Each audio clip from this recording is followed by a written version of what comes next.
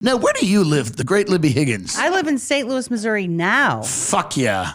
And everybody says that's the next place. No, I'm kidding. No one has ever said that. We're like, Maybe someone said that in like early 1900s. Yeah, that's probably. But you're all headed to Nashville. Nashville. The center of the world.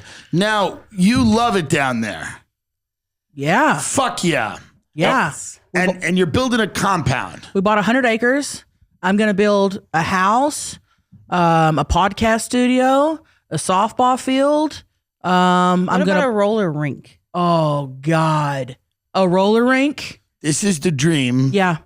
This is fucking awesome to hear. 106 acres. Yep. I'm going to pull up an old, just a single wide trailer. Yeah. I'm going to do it up real nice. That's going to be my movie set for Trailer Trash Tammy. I'm going to film there. I won't ever have to leave unless I, want to go to Applebee's. It's a great idea to be. That's so ambitious to want to build more than just a home. Mm-hmm. You want to kind of build a community. Yeah. And I would love to do that. The problem is I am surrounded by the most undeserving bloodsuckers. I mean, the lowest of the low, the least talented, most dishonest, vengeful, petty, vindictive, untrustworthy scumbags. Yeah. Present company excluded, I guess. Thank you. So for me to even in my own mind think about investing my time, my money, my energy into building a community that would only be populated by literally the worst of the worst. Just people, fleas, ticks, You just need to be on your own deserted island. I just kind of like a sparsely furnished cold house on a cul-de-sac with a lot of other newly developed houses where no one's really home and you don't know if it's a government testing facility or if it's an actual neighborhood. I like a fake neighborhood where you go, is this a movie set? I like something like that feels like that. Fake neighborhood. Easy come, easy go. Yeah. What, when you're living with grandma, grandma's not on meth? No. Okay. But she was crazy. Yes. Now, what do you mean by that? What is that? How do you even discern that in Oklahoma? Well, so I had two grandmas, and so we would go back and forth.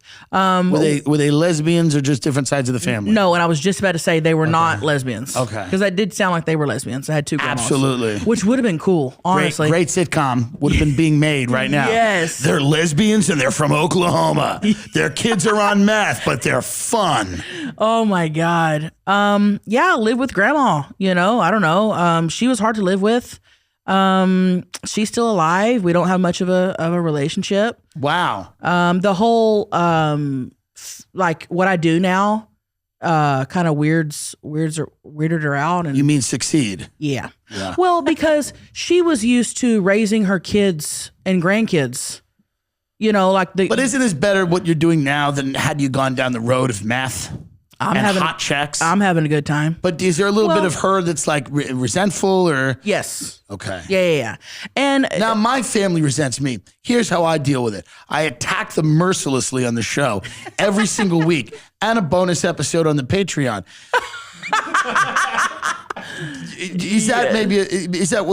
That seems to be a good way to handle it. I like it. I like that. Yeah. But here's the thing.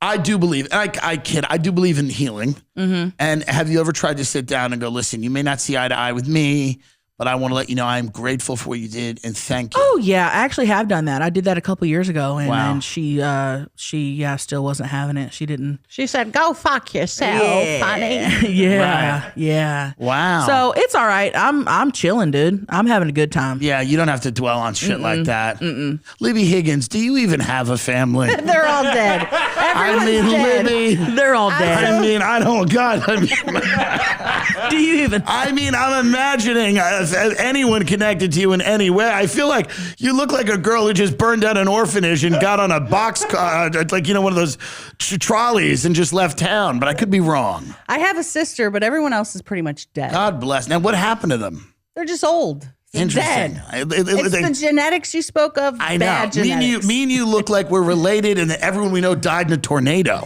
Yes. Everyone we know is strewn across the wreckage. I'm waiting for you to show up on my 23andMe. I know. I should. I hope I do. Close relative. And what does your sister do? She lives in Missouri and she doesn't do any of this that we No. do. She's Right. just she's very funny, but she's very afraid of the limelight. Yeah. Play a little bit of Libbie Higgins, the McRib, the very funny McRib sketch. You know what? Can I say something about that McRib sketch? Don't give us a what do you call it, Ben? Don't give us a strike or don't copyright claim us. Yeah. Libby almost did not post that McRib video. She sent it to me and she said, I don't know if I'm going to post it. And I said, bitch, this is going viral. You better, if you don't post it, I'm posting it. The reason I didn't want to post it is because I said the location, just because I was improving. Right. And I knew that it was going to cause them problems. And it did. Well, what did it cause? What kind of problems did it People cause? call there. People send shit there. That's fun if you work at McDonald's. To this day. If you work at McDonald's, problems are solutions. Like, all you're fighting is boredom. So, right? Not for the McDonald's on Dorset. Oh, they were so mad at her every time she came through the drive-thru. They were mad They're at like, her. don't come back here anymore. Really? Literally. Oh, you would still go back? Oh, yeah, it was my McDonald's. Oh, that's ballsy. Yeah. That is ballsy. This is the great Libbie Higgins here. God, it's so good. I have an announcement to make to y'all, Holy shit. to the people of America. I was at this here McDonald's on Dorset. It's Monday night. I was just disrespected in there. Almost got in a fight with the gal in there. First of all, my first issue is the drive-thru was filled all the way up, and I had to walk inside. So then I'm already mad because I got to get out my car and go inside. So I go inside, I politely say, hey, can I have a McRib meal? Large size with the Dr. Pepper. And the lady said, well, okay, that'd be $6.58. I said, ain't you forgetting something, ma'am? And she said, well, what? I said, you're supposed to offer me the extra McRib for $1 when you buy the McRib meal. You ain't gonna believe it. She looked me up and down. And she said, well, it don't look like you need the extra McRib. Excuse me, bitch? I throat punched that bitch. I knocked her ass down. So if you come to the Dorset McDonald's and you see a lady named Charlene in there, tell her Carla sent you. And then you throat punch her or punch her in the cooter. I don't give a damn. This is against my civil rights. And fuck you, McDonald's. On Dorset. Not all the other ones. I like all the other ones. Brilliant. Shit. That's Holy amazing. shit. Brilliant. Did you have a video, Chelcie, where it kind of popped for you? Was there something that... Oh yeah, I don't know if anything's on YouTube. Oh yeah, I did a video. My first viral video was like in 2014, 15, where I walked up to a car and asked for a cigarette. There it is down there on the list. There it is. Cigarette. Where? Oh, Chelcie Lynn cigarette. oh. And Let's this see was it. the first one. Right there, the second one. And one right listen, here? by the way, Yeah. oh, it's like a review. Oh. By the way, I almost didn't post this video because I thought it was the dumbest fucking thing. I didn't think it was funny. But I hadn't posted in a minute, so I needed something to post, and it just went like fucking insane. What do you, when you started fucking around online and just doing stuff, what made you do it? Boredom. Right. I had, People underestimate that. When everybody talks about how they figured something out, people talk a lot about, inspiration, all of these things that clearly to a degree matter. You know what people really leave out? Boredom. Yeah. Boredom's huge. It's a big motivating factor. The reason that we started doing this podcast is I got bored with a lot of other things I was doing. And I still kept doing those other things, but I felt like I was hitting a wall creatively. I needed to do another thing, something else, add to it. And boredom's big. Yeah, I just, when I started Vine in 2013, there were no influencers. Nobody was doing, so I never thought anything would come of it. I never thought I'd be doing it full time or comedy It or was nothing. just fun to you. You were having fun. Yep. I had 3 followers and a Reba t-shirt, and I just went to town. That's fucking amazing. Yeah. And now let's take a look at your, Yeah. Is this it up at the top here, Chelcie? Yeah, I think so. Okay. That's a thug life. Hey, y'all got a version, though. cigarette? We don't smoke. Fuck off! That went mega viral. I was shocked. Do it. Let's do that.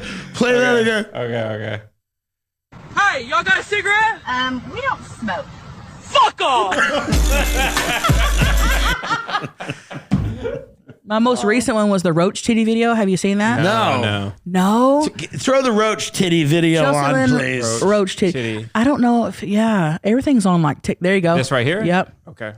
Do you think PBS, PBS, public television that we grew up with, where they'd have to do like, they would do like fundraisers and stuff, and they would give away like things, they'd be like, the PBS Andrew Lloyd Webber Broadway collection, if you are a Excelsior member at $35, you will get not only I wonder if like they're going to have to just start fucking with online people, and they'll be like, if you are one of our presidential donors, we will give you the Chelcie Lynn Vine Companion, including the cigarette video.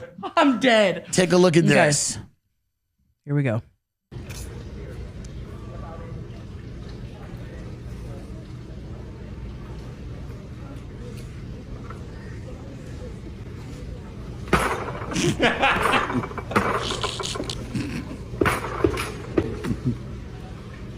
That big floppy titty.